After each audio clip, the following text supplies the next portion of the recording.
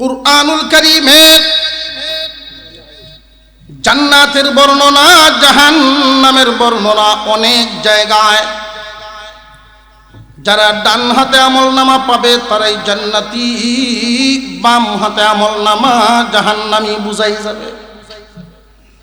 কিন্তু মুসলমানের সন্তান হওয়ার পরেও ঈমান নিয়ে যাইতে পারল না। তার কারণ قال النبي صلى الله عليه وسلم إذا عملت الخطيئة في الأرض من شهدها فكرهها كان كمن غاب عنها ومن غاب فرضيها كان كمن شهدها। আল্লাহর নবী বলেন, জমিনের মধ্যে অনেক অন্যায় হয়, গুনাহর কাজ হয়। কোরআন হাদিসে অনুমতি নাই এমন কাজ জমিনে আছে না নাই? আজকে যেই মাহফিল, ওইটা হইল নেক কাজ। এই নেক কাজের নমুনাও জমিনে আছে না নাই? জমিনের মধ্যে ভালো হয়, মন্দও হয়। যেই হাদিস আপনাদেরকে শোনাইলাম, আল্লাহর নবী বলেন, কোন জায়গায় যদি অন্যায়, জমিনের কোন জায়গায় গুনার কাজ হচ্ছে, এমন এক জায়গায় কোন কারণে একজন মানুষ এখানে উপস্থিত, কিন্তু সেটা সে পছন্দ করে না। গান জমাইছে এলাকার যুবকরা, সাথে মেম্বার চেয়ারম্যান। এখন এই নামাজি মুসলমান যুবক পছন্দ করে না, জমিন নাপাক হবে এমন কাজ হোক, সে এটা চায় না। রক্ত গরম, কিছুই করার নাই, শুধু নিজে নিজে ভিতরে ভিতরে জ্বলে। অন্যায় হইতেছে, সমর্থন করে না, প্রতিবাদ করার যোগ্যতাও নেই। মেম্বার চেয়ারম্যান, গণ্যমান্য জঘন্য সব এরার সাথে। এখন কি করব? আল্লাহর নবী বলেন, রে মুমিন উম্মত, যদিও তুমি ওই পরিবেশে কোনো কারণে ওইখানে তুমি, কিন্তু ওই গুনার কাজটারে অপছন্দ করার কারণে যারা ওইখানে হাজির হয় নাই, তুমি তাদের দলের। বুঝাইতে পারছি? আর এইখানে যে মাহফিল হইতেছে, অনেক মানুষ আসতে পারেন নাই। আসার পুরোপুরি ইচ্ছা ছিল, এইখানে ওয়াজ হচ্ছে, মনে মনে খুশিও হইছে। সুযোগ যদি পাইতাম আমিও ওইখানে যাইতাম। ওই যে মনে মনে নেক কাজের সমর্থন করলো, মনে মনে খুশি হইল, আমরা আসিয়া সওয়াব পাইলাম, উপকৃত হইলাম। ওই লোক সমর্থন করার কারণে সেখান থেকে নেকির বাগী হয়ে গেল। ইযা উমিরাতিল খাতিআতু ফিল আরদ, কোন গুনার কাজ যখন জমিনে সংগঠিত হয়, ইযা উমিলাতিল খাতিআতু ফিল আরদ মান শাহিদাহা ফাকারিহাহা কানা কামান গাবা আনহা। ওই অন্যায় কাজটারে যদি অপছন্দ করে, সে যেন অনুপস্থিতের মতো। আর যারা ওই গুনার কাজ হইতেছে, বেটা বিদেশ, গ্রাম গান, ঢাকা চাকরি, কুমিল্লা কামো, বা বিদেশে আছে, বাটি ভাড়া গান জমাইছে যুবকরা, ওইখানে শুইনা যদি কিচির মিচির করে, ইস আইতাল্লাম না রে, তাহলে আইয়া যারা যেই পরিমাণ গুনাহগার, তুমি ওই কেন ছটপটায়া ওই পরিমাণ গুনাহগার। ইমানদার মুমিন মুসলমান, কিয়ামতের দিন মুসলমানের ঘরে জন্ম নেওয়ার পরেও কাফেরদের সাথে কেন? কারণ হলো, জেনে রাখবেন যুবক, বিশেষ করে কান পেতে শুনো, গুনার হালতে ঈমান সাথে থাকে না। মানুষ যখন গুনাহ করে, ঈমান তার থেকে যায় সরে। গুনাহ থেকে যখন ফারেক হয়, তখন ঈমান প্রবেশ করে। গানের মধ্যে আছি রাত 10টা থেকে ফজর পর্যন্ত, সারা রাত ইমান সাথে আসিল না দূরে। গান শুনতে শুনতে ইয়ারফোন কানে লাগায়া ঘুমাইছে। ঘুম যদি ভাঙ্গে সকাল নইলে। এই গুনাহ শুনতে শুনতে দুনিয়া ছাড়লো। পাপ কাজের সমর্থন করতে করতে করতে করতে দুনিয়া ছাড়লো। লোকটা নেককার না গুনাহগার? গুনার হালতে মরে গেল, ইমান কিন্তু রয়ে গেল। ইমান সাথে গেল না। ইমান যদি না যায় মুসলমান, শয়তান খুশি হয়, তোমার তো সর্বনাশ। হিসাব নিকাশ করে জীবন যাপন করে আল্লাহকে খুশি রাখবা নাকি শয়তান খুশি রাখবা? আমি একখান আয়াতে কারিমা তিলাওয়াত করেছি, হুজুরের কথাটা শুনেছি, শেষ বাক্যটুকু যে এই জমিন আল্লাহ ওয়ালা গণের জমিন। এই জমিনে হাঁটা চলাফেরা করেছেন মুহাক্কিক আলেমগণ, আল্লামা গাজী নগরী রাহমাতুল্লাহি আলাইহি। আল্লাহর কাছে এতটাই মাকবুল ছিলেন। দুই ভাই বসে গল্প করে, তো উনার ভাই কথায় কথায় বলছিলেন, ভাই সাহেব মরলে মাজার বানাইলে, যেই বক্তবৃন্দ ভাই সাহেব মারা গেলে মাজার বানাইলে মনে। তো তারা দুই ভাই মিল ছিলেন, আমোদ ফুর্তি মাঝে মাঝে করতেন। হুজুর বললেন, আমি কই মরমু তুমি জানো না? আমি জানি। কার মরণ কোথায় হবে জানেন একমাত্র কে? আমরা অনেকেই না বুঝার কারণে হয়তো যারে যেখানে দাফন করা হয় মনে করি এটি এখানে মরণ হয়েছে। না, যার যেই জায়গায় শেষ নিঃশ্বাস ত্যাগ হয়, যেখানে সর্বশেষ নিঃশ্বাস ফেলেছিল, এরপরে শেষ, যেখানে যার মৃত্যু হয়েছে, যেখানে সর্বশেষ জান ত্যাগ করেছেন, ওইটাই তার মরণের জায়গা। এটা কেউ জানে না। হুজুর বলেছিলেন, কে জানে? আমিও জানি না, তুমিও জানো না কার মরণ কোথায়। মাজার ভরে বানায়। পরের বছরেই তো হুজুর হজে গেলেন, ওইখানেই আল্লাহ কবুল করে ফেলছে।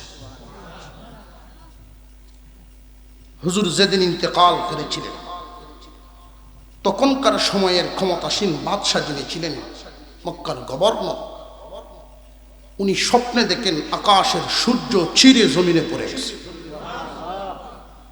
ঘুম থেকে উঠেই খবর নিলেন পৃথিবী থেকে আসা মানুষগুলোর মধ্যে কোনো আলেম ইন্তেকাল করেছেন কিনা। এই স্বপ্নের ব্যাখ্যা ওলামায়ে কেরাম সূর্যের মতো, সূর্য ছুটে গেল কিনা, কার ইন্তেকাল হলো খবর পাইছেন বাংলাদেশের সুনামগঞ্জ জেলার শেখ গাজী নগরী রহমতুল্লাহ আলাইহি। উনি নিজে আইসা জানাজায় হাজির হয়েছেন।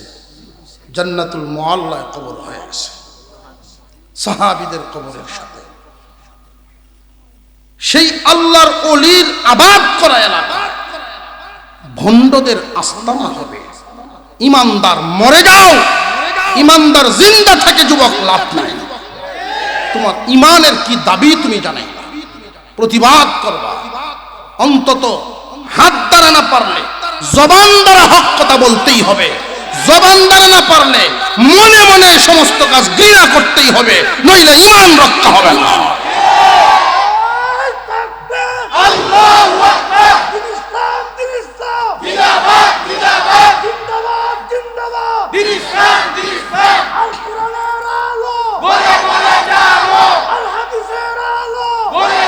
মুসলমান,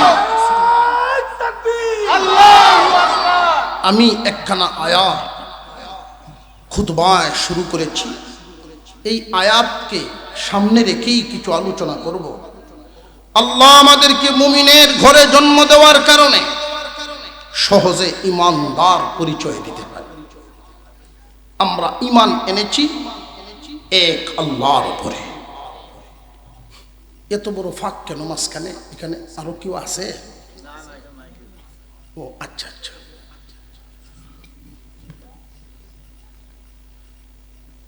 অনেকেরই বসতে কষ্ট হচ্ছে।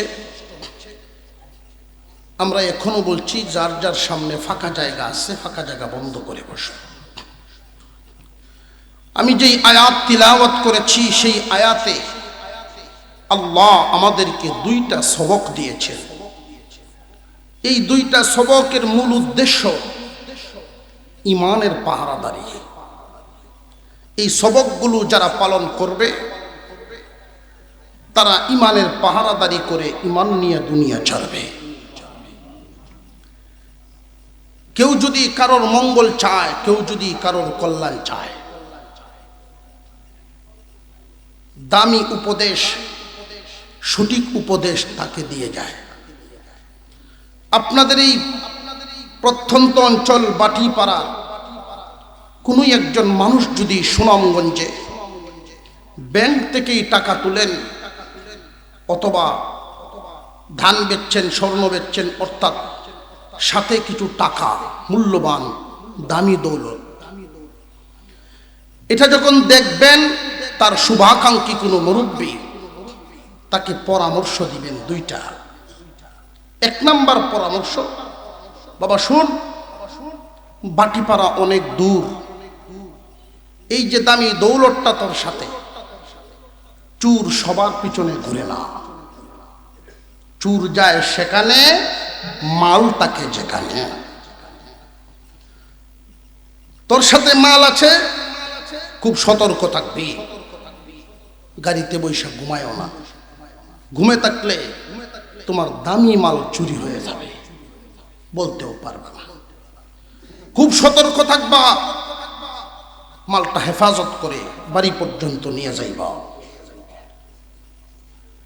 আর যদি দেখো তোমার শরীরটা ক্লান্ত, গাড়িতে বসলেই ঘুমে ধরব, আগের রাত সারা রাত ঘুম নাই, এই রকম যদি ভাবো, তাহলে এমন একজন লোকের সাথী হইবা যার মধ্যে হুশ আছে। এই হুশওয়ালা লোকের সাথী হইবা, এই দামি দৌলতটা নিয়ে সালামতের সাথে বাড়িতে যাইতে পারবা। পরামর্শটা বুঝছেন? দৌলত বড় দামি। প্রথম কথা, নিজে সতর্ক থাকবা। যদি দেখো নিজের দুর্বলতা, ভয় আছে, যদি ঘুম লাগে যায়, তাহলে সতর্কওয়ালা, সচেতন, সজাগ দৃষ্টি সম্পন্ন লোকের সাথী হয়ে যাইবা। ইয়া আইয়ুহাল্লাযীনা আমানুত্তাকুল্লাহা ওয়া কুনু মা'আস সাদিকিন।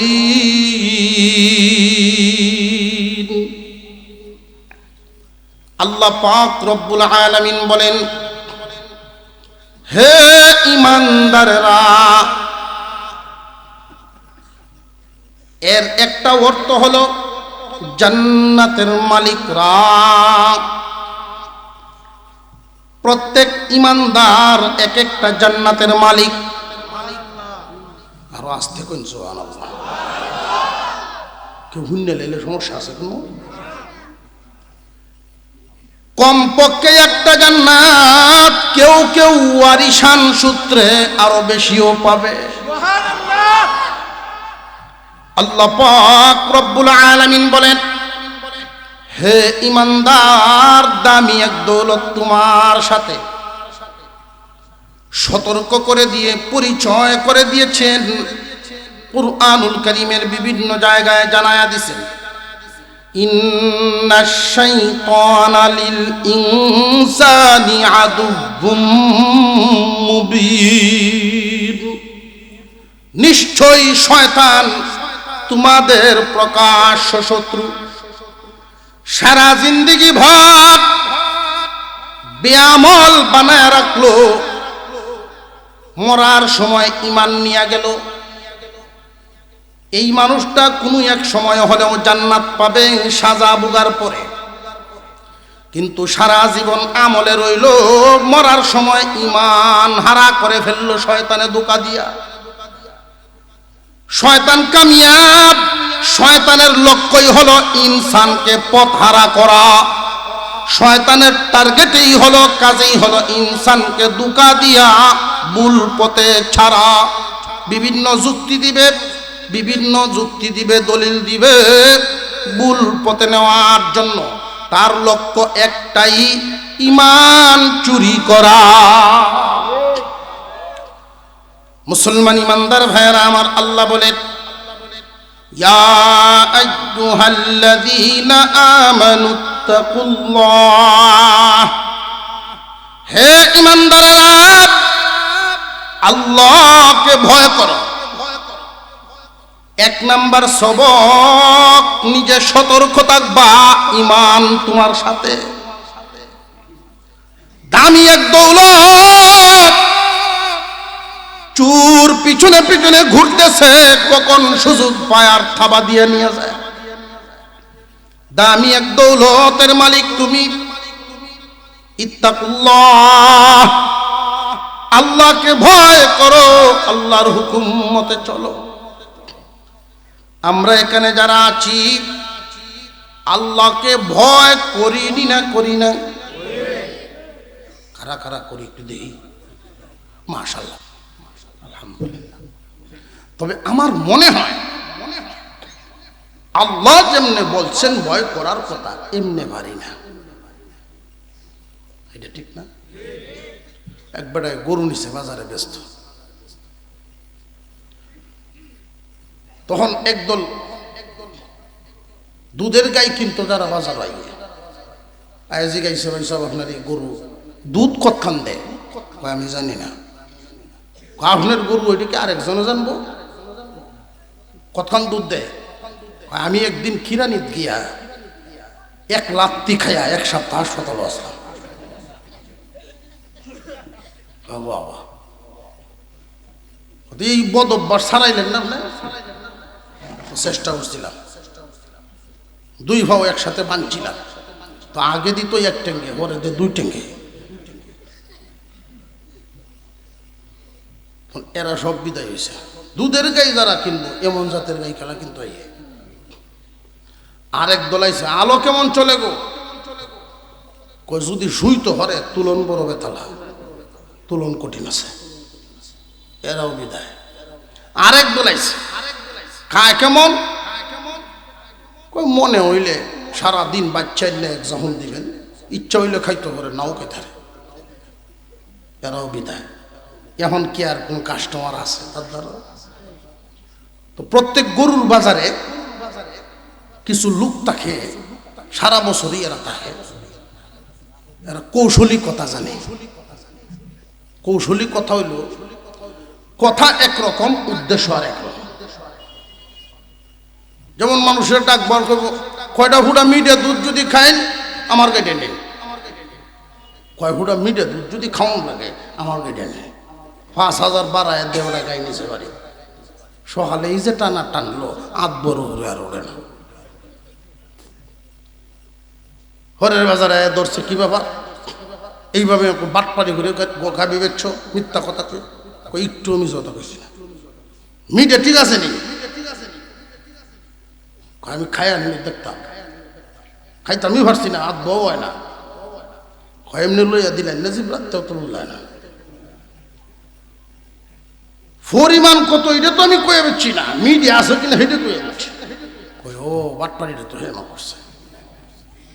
এইরকম কৌশলী কথা জানিয়া কিছু লোক থাকে, এরারে কেউ কেউ দালাল কয়। বলতেছে, ভাই সব এই গাবি দুধ ইচ্ছা মতো টাইনে নেবে, তুতা থাকবো না, না থাকবো এটা কইছে না। আলো ডাইনে দেজুর ভাই, আটবো না খারাপ থাকবো না শুইবো, এটা লাভ নাই। ডাইনে দেজুর ভাই খাওয়ান লই আপনার কোনো চিন্তাই নাই। এই 3 কথা, ডাইনে দেজুর ভাই, ইচ্ছা মতো টাইনে দুধ লই ভাই, খাওয়ান লইয়া চিন্তা নাই, কাস্টমারে ভিড় হলে জায়গায়। এখন আসল যেই মালিক কাছে গেছে, বাজান আমার এই গরু ব্যস্ত না ভাই, এতক্ষণ একটা পরিবেশ করছি, যখন কয় ব্যস্ত কি সমস্যা? আমার গরুর যে এত গুণ আমি তো জানি না।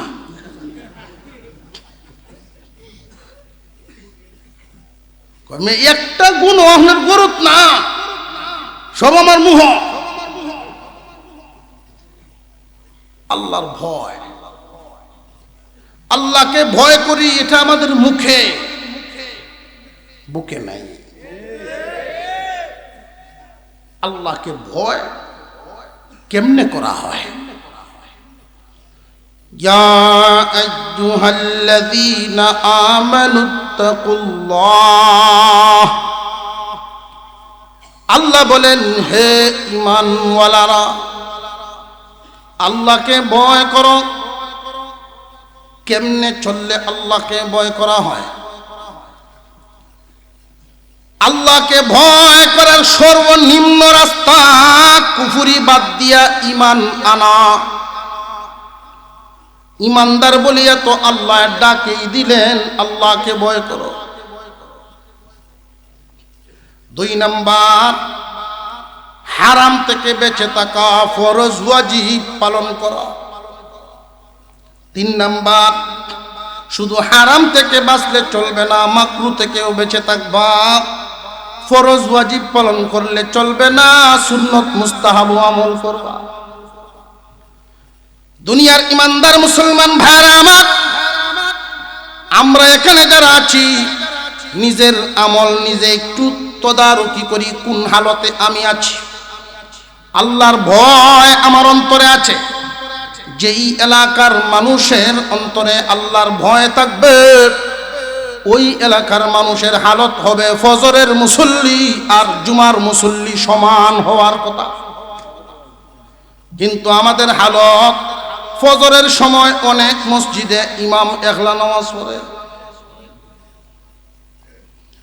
5 ওয়াক্ত নামাজ সুন্নত না ফরজ। আল্লাহর বিধান ফরজ ছাড়নেওয়ালা মানুষ আছে না নাই? আল্লাহর বর রইল না ছেড়ে দিল? আল্লাহ পাক রব্বুল আলামিন বলেন ইত্তাকুল্লাহ, আল্লাহকে ভয় করো। আল্লাহ যত নিষেধ করেছেন হারাম কাজগুলো সে করে না। আল্লাহ যা আদেশ করেছেন ফরজ ওয়াজিব বান্দায় ছাড়ে না। বুঝা গেল সত্যি তার মধ্যে আল্লাহর ভয় আছে। যদি দেখা যায় এই প্রথম গুণটা তোমার মধ্যে নাই, দুর্বলতা, দুর্বলতা বলছিলাম, উদাহরণটা মনে আছে? ইয়া আইয়ুহাল্লাযীনা আমানুত্তাকুল্লাহা ওয়া কুনু মা'আস সাদিকিন, হে ঈমানদারেরা আল্লাহকে ভয় করো। যদি দেখো আল্লাহর ভয় তোমার কলবে পরিপূর্ণ নাই, যেই অন্তরে পরিপূর্ণভাবে আল্লাহর ভয় নাই, বহুত কিছু সেই অন্তরে ঢুকে যায়। যেই কলবে আল্লাহর ভয়ে ভর্তি, ওই কলবে অন্য কিছু ঢুকবার জায়গাই নেই। একটা ডিব্বার ভিতর যদি খালি থাকে বহুত কিছু ভরা যায়, খালি নাই আর কি ভরবেন? সবটা তো আল্লাহর ভয়ে ভরা। দুনিয়ার ক্ষতি করে কিন্তু ফরজ ওয়াজিব ছাড়ে না। মানুষদেরকে, মানুষের সাথে সম্পর্ক ছিন্ন করে, নষ্ট করে, কিন্তু আল্লাহর হুকুম অমান্য করে না। আল্লাহর ভয়ে অন্তরটা ভরা, যার অন্তর আল্লাহর ভয়ে ভরা, ওই মানুষটারে হেফাজত আল্লাহর মায়ার চাদর দিয়েই করে। কিন্তু এই প্রথম গুণের অভাব আমাদের মধ্যে আছে না নাই? রে বান্দা, যদি দেখেন প্রথম গুণের বড় অভাব, আর দেরি নাই, দাঁড়াইবার মতো সময় নাই। শরীর যদি রোগী হয়, ক্ষেত বেচবো, বাড়ি বেচবো কিনা এটার কোনো হুঁশ থাকে না। চিকিৎসা করানোর জন্য মানুষ পেরেশান হইয়া যায়। মুসলমান ভাইরা আমার, দেহের রোগের চাইতে কলবের রোগের ভয় আরো বেশি। দেহের রোগের কারণে আমাদের মরণ হবে বেশি তো বেশি, কবরে যাওয়া লাগবে, কিন্তু কলবের রোগের কারণে জাহান্নামী হবে।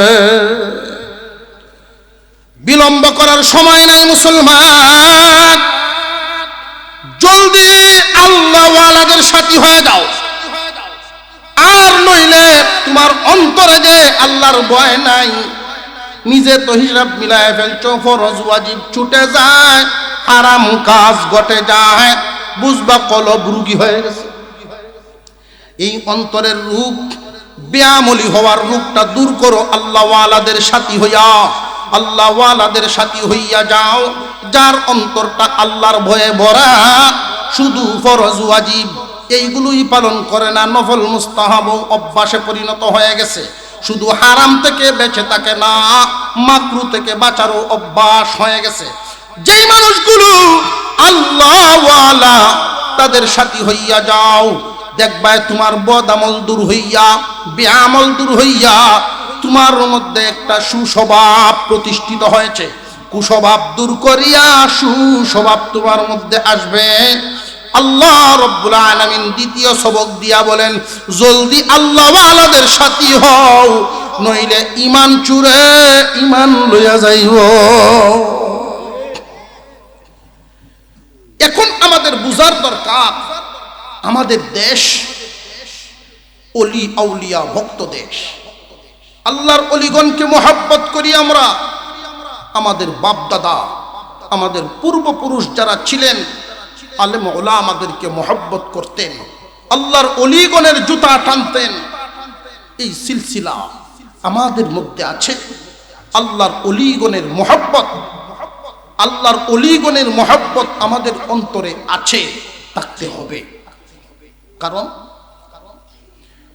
কেউ যদি আল্লাহর হুকুম অমান্য করে, আল্লাহর সাথে বেয়াদবি করে ফেলছে, মাপ চাইলে, কারণ আল্লাহ আমাদেরকে বানাইছেন, মা সন্তানকে জন্ম দিয়েছেন। এই সন্তানকে খাওয়ানোর সময়, ওষুধ খাওয়ানোর সময় দেখবেন সন্তান মার কুলো বৈশা নাকে মুখে সর মারে, থাপ্পড় মারে, তাপা মারে। এই জন্য মা রাগ হইয়া কোনোদিন সন্তানকে কুল থেকে ফেলে দেয় না। আল্লাহ রাহমান, তিনি দয়া। আল্লাহর সাথে বেয়াদবি, মাপ চাইলে কানলে আল্লাহ মাফ করে দেন, আসার দেন না। কিন্তু আল্লাহর বন্ধু যারা, আল্লাহর ওলি যারা, তাদের সাথে যদি কেউ বেয়াদবি করে, আল্লাহ মাফ দেন না। আপনি গরিব হলেও আপনার একটা ইজ্জত আছে। আপনার বাড়িতে যদি কোনো মেহমান আসে, আর এই পাড়ার যত বড় লোকেও মেহমানকে একটা অপমান করে ফেলেছে, তখন আপনার মেজাজ কেমন হইবে যে বাড়ি ঘর যা আছে তাহলে থাকবো, না তাহলে নেই, হের দিককে দিতাম। আমার মেহমানের ইজ্জত করছে, ঠিক না ঠিক? মুসলমান, আল্লাহর অলিগণের মহব্বত আমাদের মুরব্বীদেরও ছিল, আমাদের আছে, থাকতে হবে। আমাদের আনেওয়ালা বংশধর সন্তানাদি, এদেরকে ওই কথাগুলোর তালিম আমাদের দিতে হবে, বুঝাইতে হবে। আল্লাহর অলিগণের মহব্বত যেন অন্তরে থাকে। এই অলিগণের মহব্বত অন্তরে থাকার তালিম দিবেন। অলি কারা, সঠিক বেঠিক সেটাও চিনাইবেন। বাজারে যেই বস্তুটা বেশি চলে, দেখবেন কিছুদিন পরে নকল বেরিয়েছে। বাজারে যেটা বেশি চলে, কিছুদিন পরেই নকল বেরিয়ে। আমাদের এই দেশে যেহেতু মানুষ পীর ভক্ত, আল্লাহর অলি ভক্ত, শয়তান কি বসে থাকবে? মোটা মোটা ফ্যাট দেখিয়া, ভালা সাইজের বডি দেখিয়া, চালাক চতুর বাটপার দেখিয়া বেজাল কিছু ফির মাডল মায়া দিছে। কিন্তু এই ভেজাল ফিরদের চক্করে পড়ে ইমান যে হারাইতে হবে, সরল মনা মুসলমান সেটা বোঝে না। ভাই, হক্কানি পীরের আলামত আবার ভণ্ডেরও আলামত, উভয়টাই আছে না নাই? এই আলামতগুলো আলেমদের মজলিস থেকেই সংগ্রহ করতে হবে, সেই অনুযায়ী চলতে হবে। আপনারা আলেমদের মজলিসে বসেছেন, আমাদের দায়িত্ব আপনাদেরকে শোনায়া দেওয়া, জানায়া দেওয়া, মানা না মানা আপনার ব্যাপার। যেই উদাহরণটা দিয়েছিলাম, মুরব্বী উপদেশ দিয়েছেন, দামি দৌলত নিয়া বাটি পারা যাইবা, প্রথম নিজে সতর্ক থাকবা, নিজে যদি না পারো আরেকজন সতর্কের সঙ্গী হইবা। উনি বলে দিছেন সচ্চ সতর্ক সচেতন মানুষের সঙ্গী হইবা, কিন্তু তুমি তার এই উপদেশটা পুরোপুরি মানো নাই। সঙ্গী হইছ ঠিক, আরেক ডাহাইতের সঙ্গী হইছ। সুরের হাত থেকে বাঁচবার জন্য ডাহাইতের সঙ্গী হইছ। তোমার মাল তো হে হইল যাব, বুঝে আসতেছে? হক্কানি পীর মাশায়েখদের হাত ধরি আমরা বেআমলির জিন্দিগি বাদ দিয়া আমলি জিন্দিগি পাইতাম, ভুল পথ বাদ দিয়া সহি পথ পাইতাম। জেনে রাখবেন ভাই, আমরা অনেক সময় কিছু কেরামত দেখিয়া, পেট ব্যথা করতেছে ছোট বাচ্চা, পানি ফু দিছে, পানি খায় হ্যাঁ ভালো হয়েছে, মাইক দিয়া কেরামতি কইতেছে, না ভিড় একটা পাইছি, ঠিক না বেটি? অলৌকিক কোনো কিছু দেখলেই আমরা যেন দৌড় না দেই। সকল ক্ষমতার মালিক কে? আরো জোরে কোন? আল্লাহ পাক রব্বুল আলামিন এই দুনিয়ার জমিনে কিছু কিছু ঘটনা ঘটান স্বাভাবিক, কিছু ঘটান অস্বাভাবিক। দুনিয়াতে দুইজনের মিলনের মাধ্যমে আরেকজনের জন্ম হবে, এটা স্বাভাবিক নিয়ম। আল্লাহ পাক রব্বুল আলামিন এর ব্যতিক্রম অস্বাভাবিক ঘটনাও রাখছেন না রাখছেন না? দুইজনের মিলন ছাড়াও তো আল্লাহ মানুষ দুনিয়াতে পাঠাইছেন, এটা অস্বাভাবিক। অস্বাভাবিক ঘটনাগুলো গঠান কে? আওয়াজ কমে গেছে, আরো জোরে কোন কে? অস্বাভাবিক ঘটনাও আল্লাহ ঘটান। এটা তিন ভাগে বিভক্ত, তিন ভাগে বিভক্ত অস্বাভাবিক ঘটনা। এক নাম্বার, এই অস্বাভাবিক ঘটনা যদি নবীগণের মাধ্যমে ঘটে, এটাকে কিতাবের ভাষায় কারামাতুল মুআজিজাতুন নবী, মুআজিজাতুল আম্বিয়া, নবীগণের মুআজিজাত যদি আল্লাহর ওলিগণের দ্বারায় ঘটে, নবীগণের দ্বারায় যদি ঘটে, সেটাকে মুআজিজা বলা হয়। ওলিগণের দ্বারায় যদি ঘটে, এটাকে কারামাতুল আউলিয়া বলা হয়। ঘটাইছেন কে? নবীগণের দ্বারা, আর নইলে অলিগণের দ্বারা। অলৌকিক কোনো কিছু যদি ঘটে যায়, সেটা কিন্তু ঘটাইছেন আল্লাহ নবীর মাধ্যমে বা অলির মাধ্যমে। এটাকে মুআজিজা বা কারামত বলা হয়। ঘটাইছেন আল্লাহ নবী বা অলির মর্যাদা বাড়ানোর জন্য। মানুষের অন্তরে ওনার মর্যাদা বেড়ে যাবে। আর একটা প্রকার আছে, সেটাকে কিতাবের ভাষায় বলে ইস্তেদরাজ। ইস্তেদরাজ ঘটে জমিনে মানুষকে পরীক্ষা করার জন্য, শয়তানের সাহায্যে এই ঘটনাগুলো প্রকাশ হয়। অলৌকিক ঘটনা দেখা গেল পেশাব করে ভান নিল না, কিন্তু ফু দিলে রুগী বালা, তাই বলে কি পীর না? পীর হওয়ার আলামত লম্বা চূড়া লিস্টি দিলে মুখস্থ রাখতে পারবেন না। হক্কানি পীর চিনার আলামত আল্লামা আশরাফ আলী থানভী রহমাতুল্লাহি আলাইহি বলেন, রে দুনিয়াবাসী, আখেরি জামানার পয়গম্বরের উম্মতে মুহাম্মাদি, বিশেষ করে ভারতবর্ষের মানুষ, পীর আউলিয়া ভক্ত আমরা, আমাদেরকে উনি সতর্কতা বেশি করেছেন। তোমরা শোনো, হক্কানি পীর, হক্কানি অলি যদি চিনতে চাও, এই তিনটা আলামত শুনে যাও। পীর হওয়ার জন্য তিনটা শর্ত। এক নাম্বার, কোরআন হাদিসের আলেম হওয়া। যদি দেখো পীর এমন মাথার জট, ফিন্দন সালার শট, হাত লইছে গাঞ্জার ভোট, এটি বুঝে আলামত। হক্কানি পীর আর ভণ্ড পীরের আলামত বেশ কম করা চাই। হক্কানি পীর এক নাম্বার শর্ত হলো কোরআন হাদিসের আলেম হওয়া। ফেডো ফারলেও শুদ্ধ হইয়া কুল হুয়াল্লাহ বাইর না, আলেম। এক নাম্বার, হালাল হারাম পার্থক্য করার মতো ইলমিয়ত যোগ্যতা তার মধ্যে আলেম। দুই নাম্বার, আল্লাহর রাসূলের সুন্নত তরিকায় জিন্দেগি। তার খানার মধ্যে নবীজির সুন্নত তরিকা, ঘুমের মধ্যে নবীর সুন্নত তরিকা, চলাফেরা উঠা বসা আমার আপনার পয়গম্বরের সুন্নতি তালিম যেমন, তার মধ্যে হুবহু তেমন। আল্লাহর নবীর সুন্নতের উপরে হুবহু আমল করে, সুন্নতের ইত্তেবা করে। তিন নাম্বার, আরেকজন হক্কানি পীরের এজাজত প্রাপ্ত।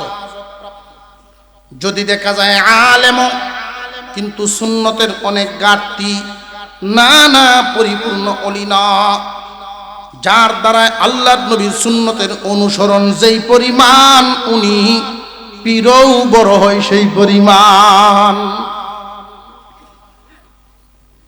বর্তমান সময়ে লক্ষ্য করে দেখবেন, যদি দেখা যায় কোরআন হাদিসের একটা কথা অমান্য হচ্ছে, তার দ্বারা ফরজ ওয়াজিব ছুটে যাইতেছে। খুব খেয়াল করবেন কথাটা।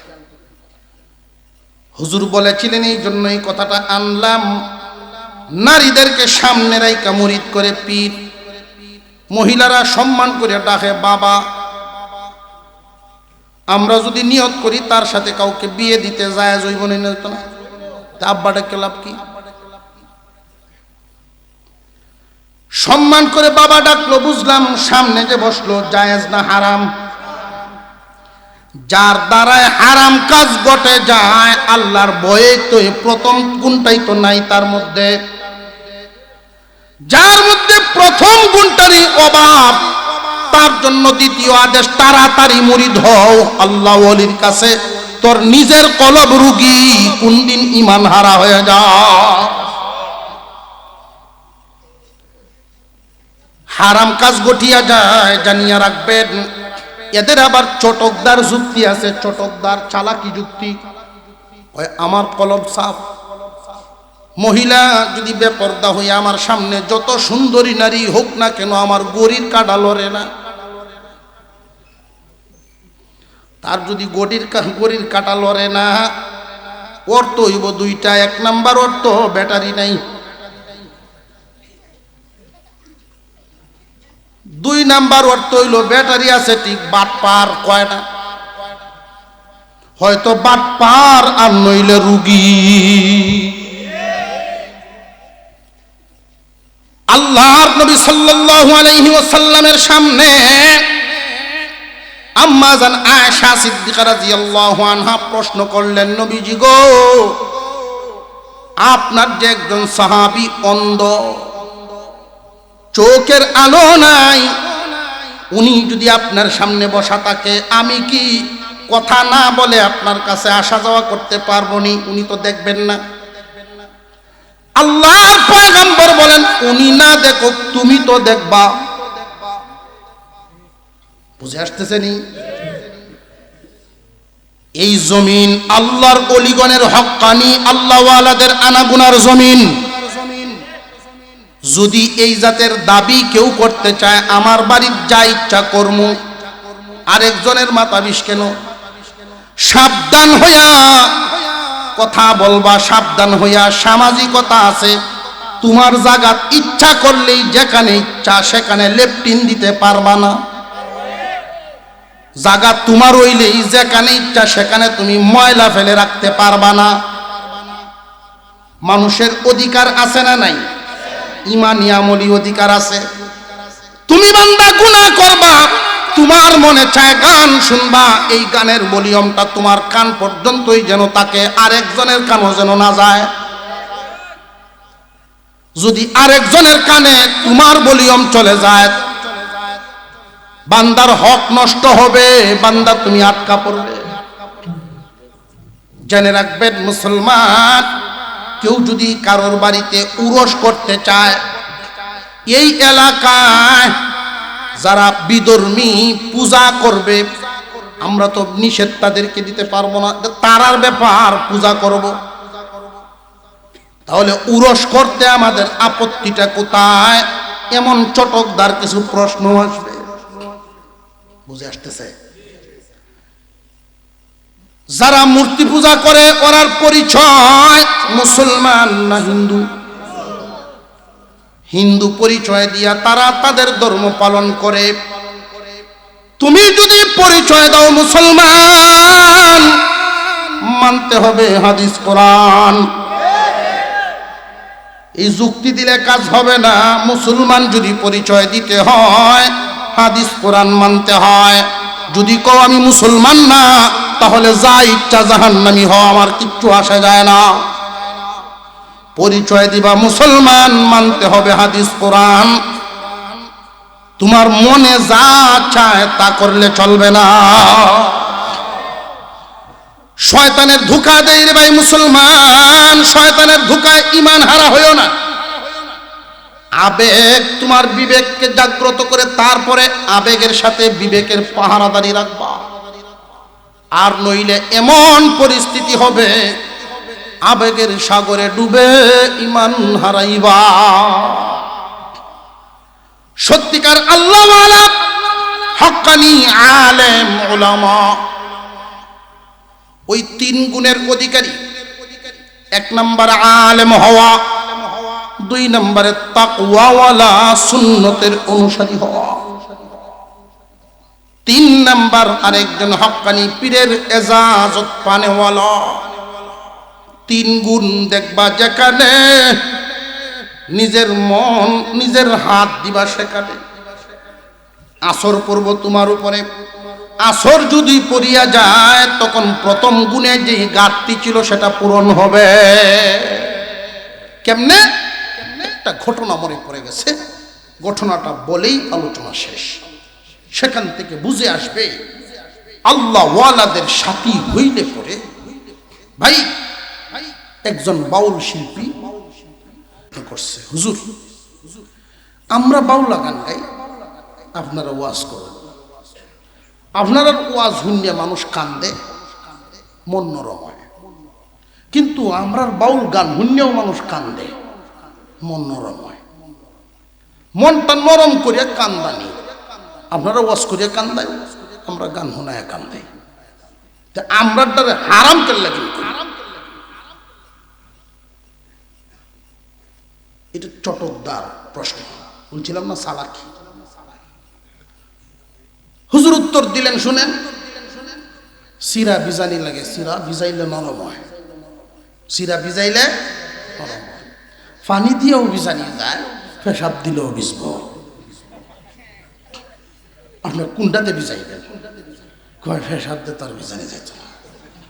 তাহলে গান শুনে মন নরম করে কান্দাইলে, এই কান্দায় আল্লাহ কিছু বলা। যাত্রা গানের চেয়ে বাউল গান মারাত্মক গুনাহ। কেন? কারণটা কি? দুইটার কথায় কিন্তু অনেক তফাৎ। ওদের এই লিখিত যারা লিখেছেন, মনের একটা ভাব নিয়ে লিখেছেন। যারা লিখেছেন মনে একটা ভাব নিয়ে লিখছেন। তারা লেখছেন এক ভাব নিয়ে, তুমি গাওয়ার এক ভাব নিয়ে। দুই নম্বর, এই মনের ভাব ওনার ব্যক্তিগত ভাব, ওনার মনের ভাব আরেকজনের মনে প্রয়োগ হবে না, সেটিংই হবে না।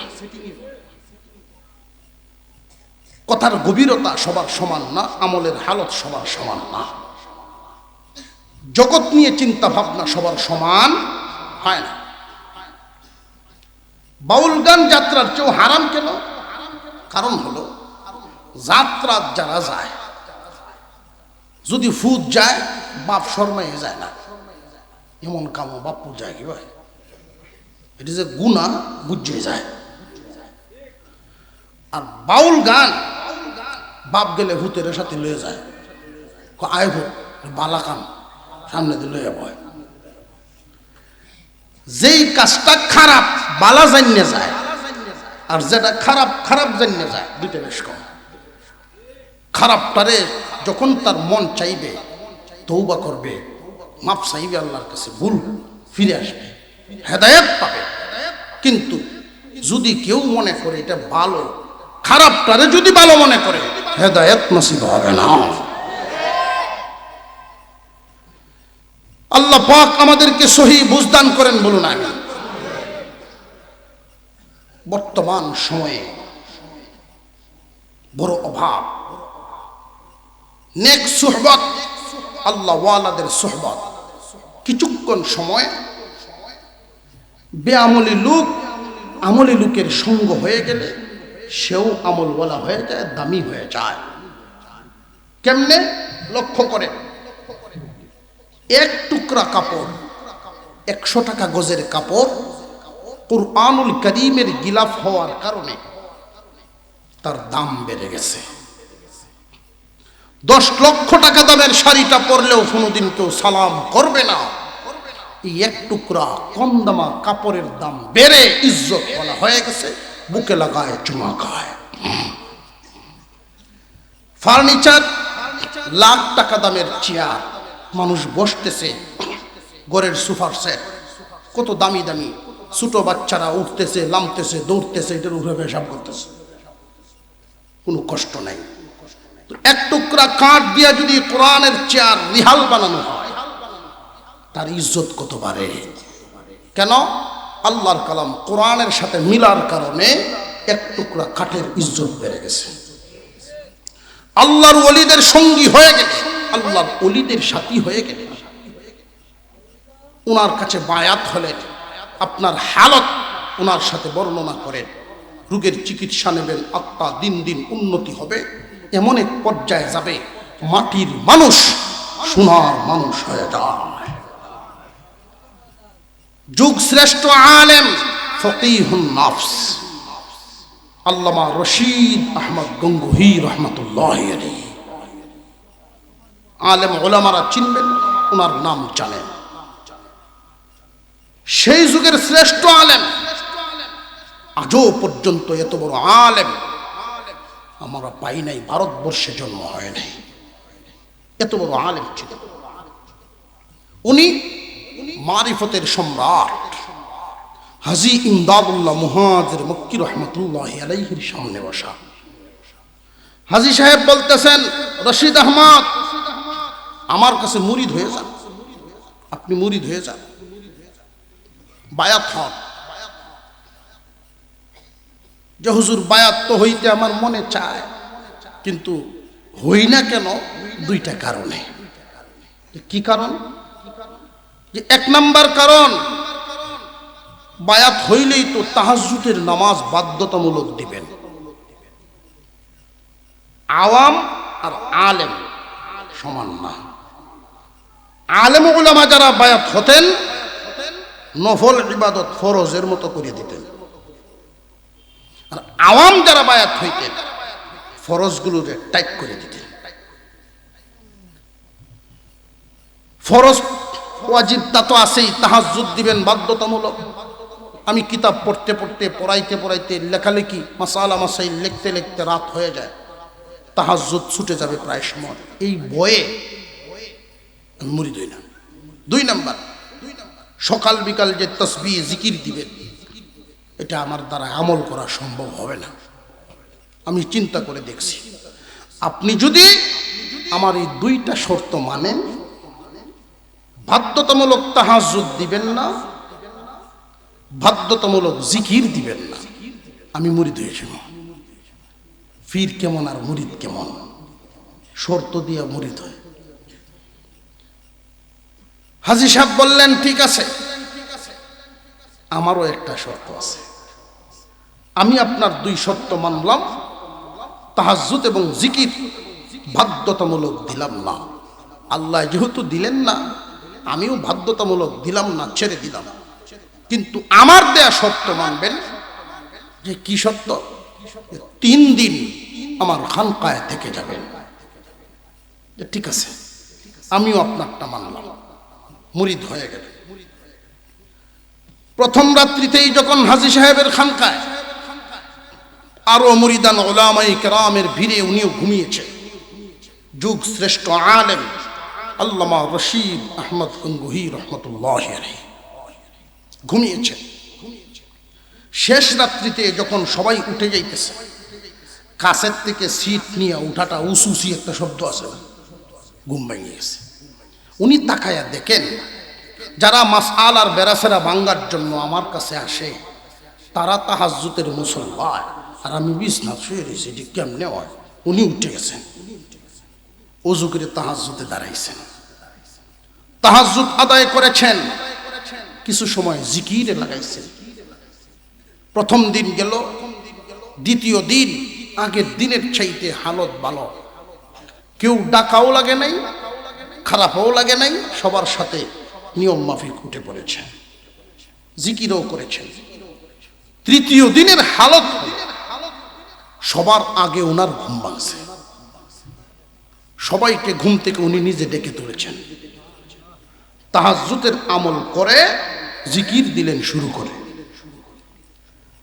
আলেম যে যত বড় হয় তার সেজদার নিয়মটাও তত গুছানো হয়, আমলটা সুন্দর, জিকিরের হালত তত সুন্দর হচ্ছে, আসর তত সুন্দর হচ্ছে। যখন জিকির শুরু করে দিলেন, কিছুক্ষণের মধ্যেই দেখা গেল শুধু এই জিকির কলবের মধ্যে ধাক্কা হচ্ছে তা না, পুরা বডি ধাক্কা শুরু হয়ে গেছে।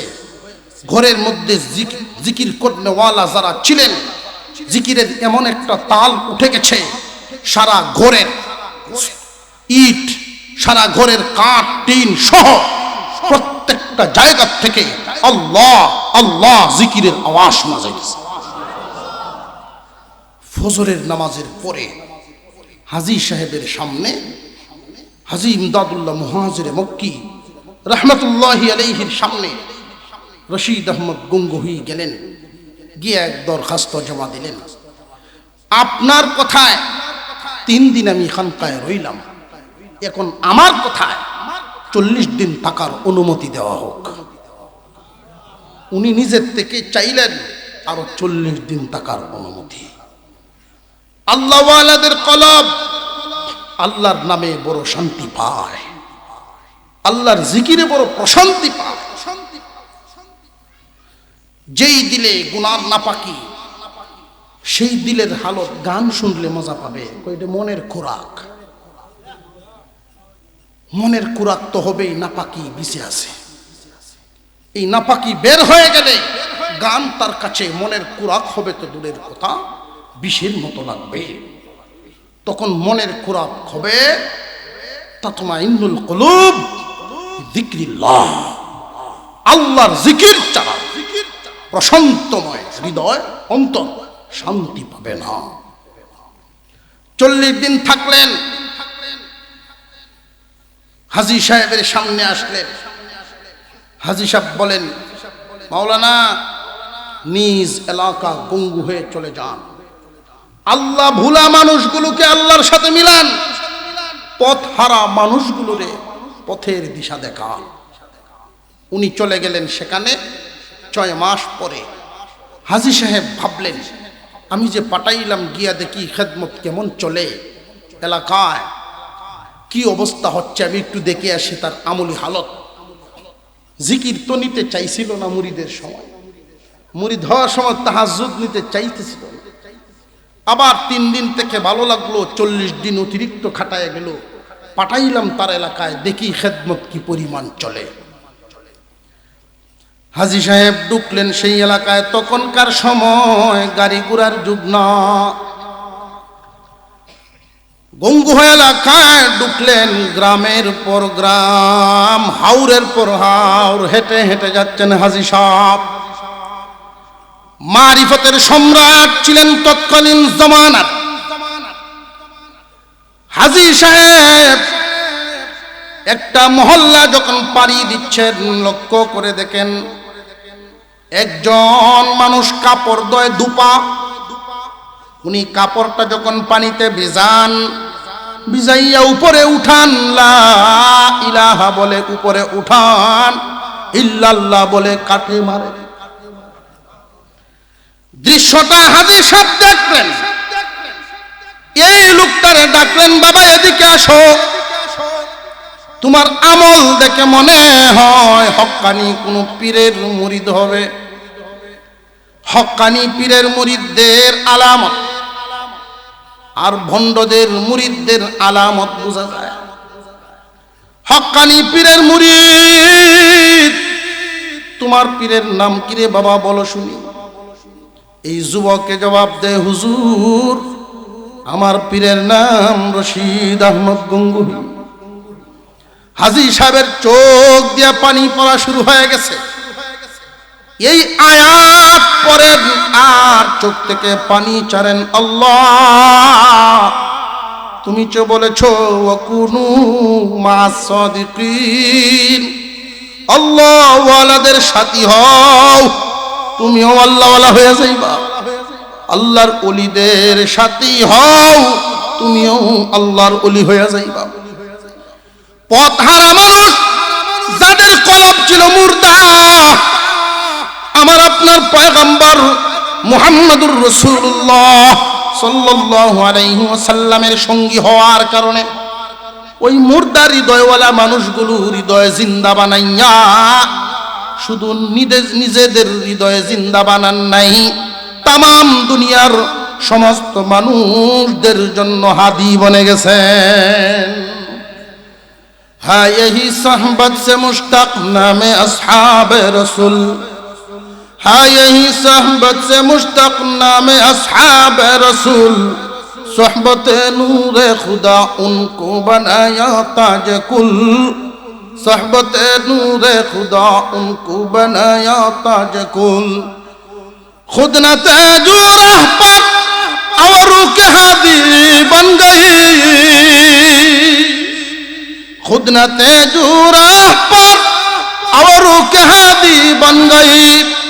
क्या नजर थे जिसने मुर्दू को मुसीहा कर दिया, क्या नजर थे जिसने मुर्दू को मुसीहा कर दिया। আল্লাহর ওলিদের সাথী হয়ে যাও, নিজেও আল্লাহওয়ালা হয়ে যাও।